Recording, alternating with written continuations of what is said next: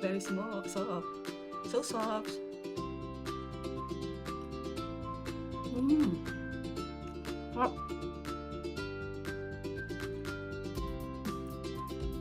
Nagko-complement yung cheese and the banana. Kasi hindi siya ganun katamis. Masarap kasi yung ano eh, yung banana. Tapos konting sugar lang kasi matamis na yung banana. So yeah, this is our puto banana cheese. We have 7 ripe banana kasi nakabili ko sa suki ko ng prutas ng overripe na banana lakatan. Mura lang to. I bought it around 40 pesos pero napakarami na niya, isang piling. So ibig sabihin nito, nasa 16 pieces yan. Pag isang piling, 16-15 pieces.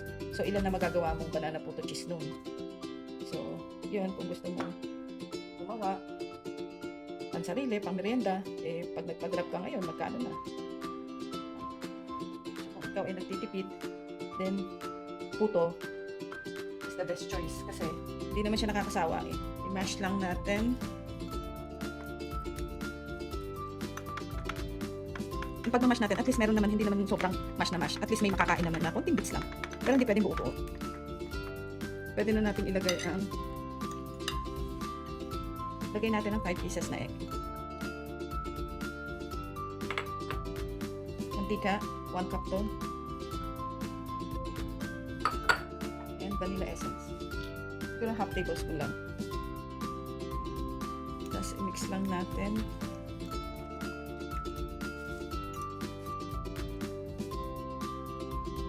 Lagyan natin ng tira-tira ang gatas. Kung ano lang nandiyan sa rep namin, tira ng anak ko kaysa mapanis. So 1 cup yan. Yung isa, president, ito import kasi tira lang to ng anak ko eh. Sa kape-kape niya. Ano na, may expert na. So let's put some milk. Lagay na lang natin dito para hindi masira. Mukhang hindi kasya sa lagayan natin. So nagpalit tayo kasi hindi siya kasya. Lagay natin dyan. So at least mahalo natin. Let's add 3 cups of all-purpose flour. 6.